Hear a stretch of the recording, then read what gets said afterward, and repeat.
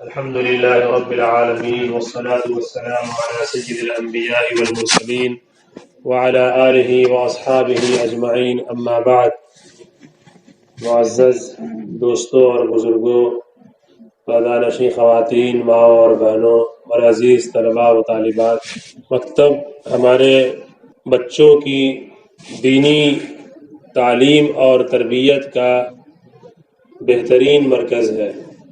اسی مکتب کی دین ہے کہ آج ہم اور آپ دینی اور اسلامی ماحول میں سانس لے رہے ہیں،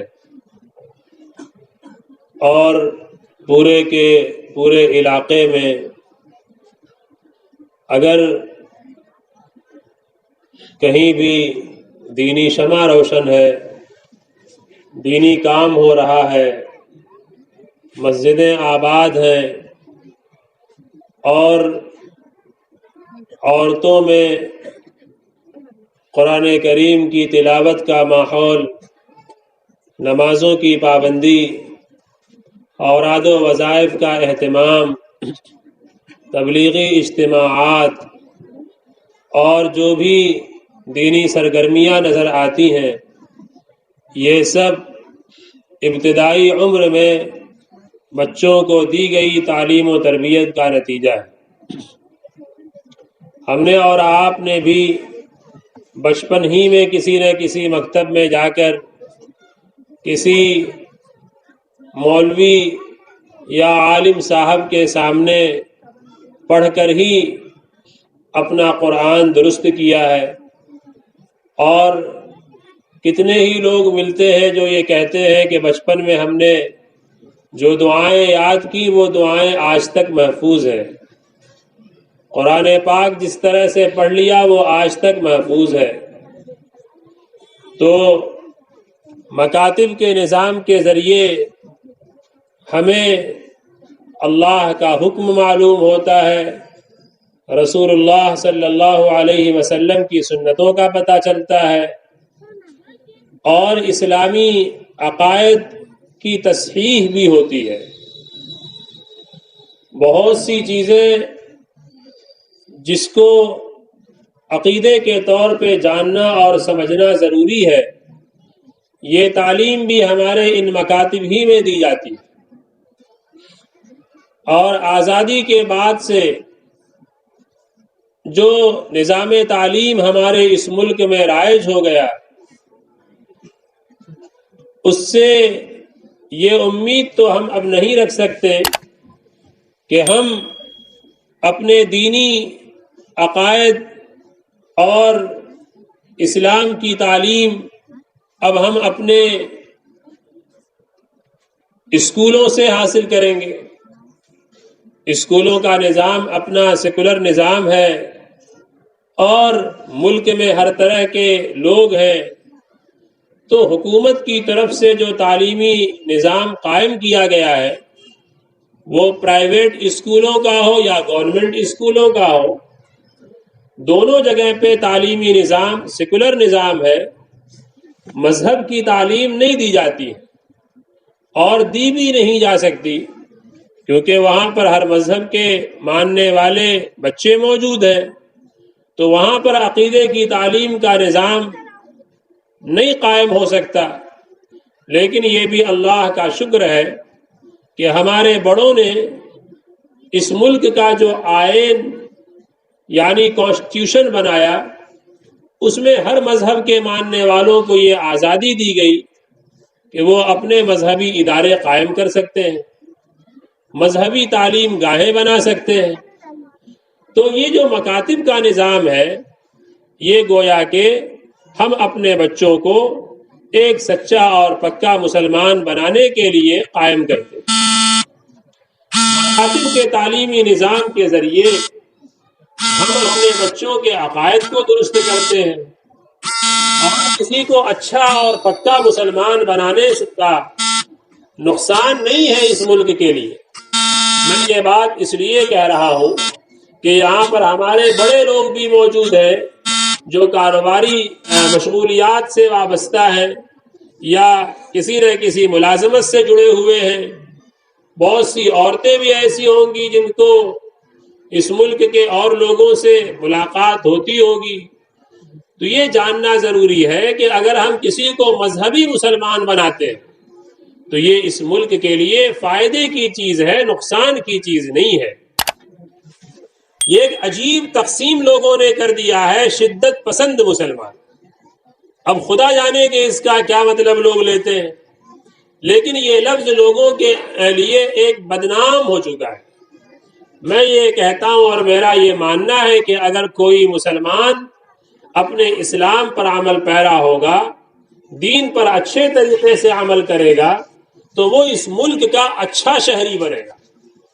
اچھا شہری اس لیے بنے گا کہ اسلام نے سب سے پہلی تعلیم معاشرت کی اور سماج کی یہ دیا ہے کہ جس جگہ تم رہتے ہو وہاں اپنے پڑوسیوں کے ساتھ اچھے تعلقات قائم کرو.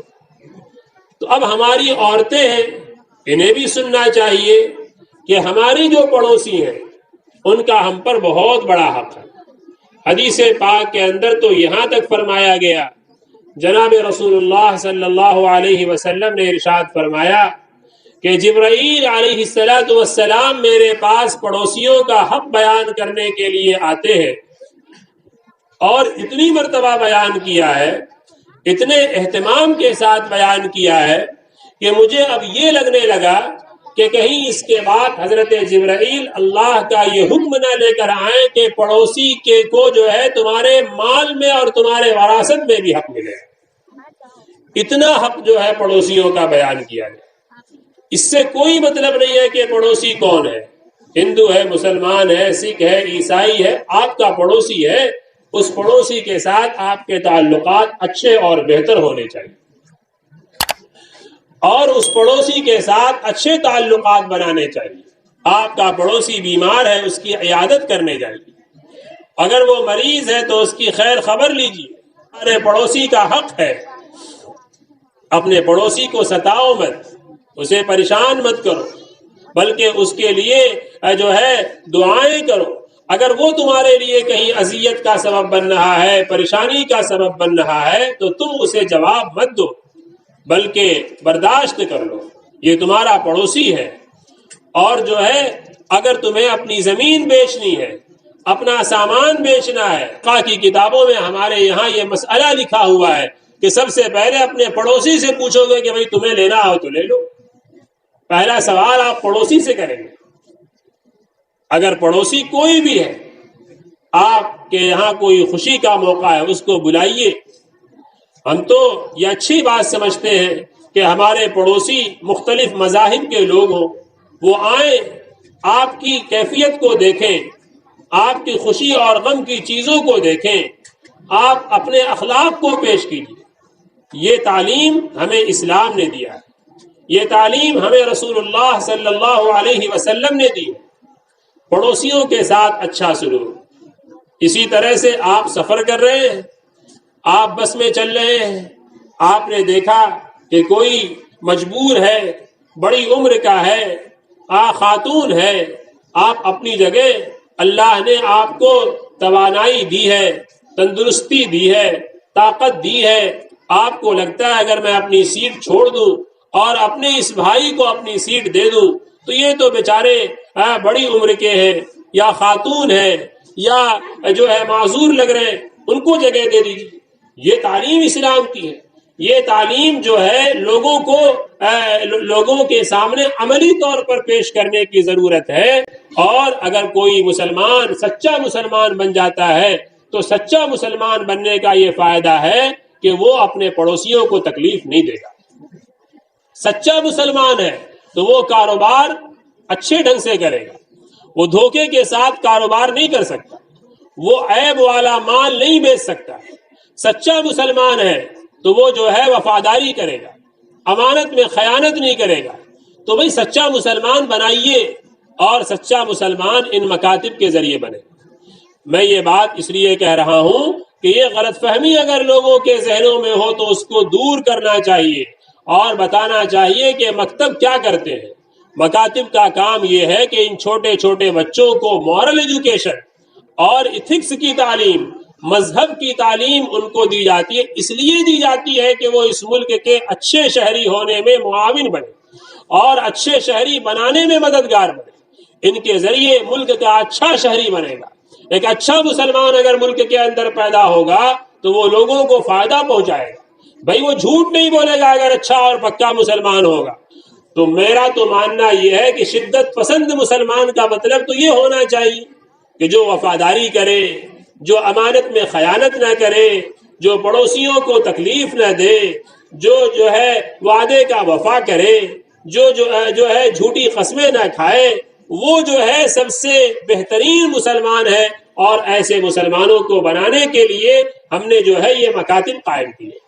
اس لیے آپ اس مکتب کو کوئی رسمی تعلیم گاہ کا مرکز مت سمجھیے، یہ رسمی تعلیم دینے کی جگہ نہیں ہے، یا یہ کوئی رسمی تعلیم گاہ نہیں ہے کہ بھئی ایک فارمیلٹی کی چیز ہے، ٹھیک ہے قرآن پڑھنا ہے، اردو پڑھنا ہے تو چلو پڑھ لیتے ہیں۔ بھئی قرآن پڑھنے کے لیے، اردو پڑھنے کے لیے میں آپ کو بتا دوں کہ اب تو یہ اگر اس کو صرف تعلیم برائے تعلیم ہوگی تو اب تو اسکولوں میں بھی، اور جو یورپ میں اور امریکہ میں اور دوسرے ملکوں میں جہاں کے لوگ مسلمان نہیں ہیں وہ قرآن پڑھتے ہیں، وہ اردو زبان سیکھتے ہیں۔ تو آپ میں اور ان میں فرق کیا ہے بھائی؟ اگر آپ کو صرف ایک فن کے طور پر اردو زبان جاننا ہے، ایک زبان کے طور پر آپ کو اردو سیکھنی ہے، ایک زبان کے طور پر آپ کو قرآن سیکھنا ہے، تو اب تو یہ یورپ کے لوگ بھی سیکھ رہے ہیں، اور جو ہے عیسائی بھی سیکھ رہے ہیں، ہندو بھی، سب سیکھ رہے ہیں، سارے لوگ سیکھ رہے ہیں۔ آپ اگر قرآن پاک کی تعلیم حاصل کرنے کے لیے اس مکتب میں آئے ہیں تو اور اپنے بچوں کو بھیج رہے ہیں اور ان بچوں کو پڑھانے کا آپ نے ارادہ کیا ہے، تو آپ اس نیت سے ان بچوں کو پڑھائیے کہ یہ بچے اس تربیت گاہ کے اندر آگے جو ہے اس تربیت گاہ میں ڈھل کر اپنے آپ کو ایک سچے اور پکے مسلمان کی مثال پیش کریں۔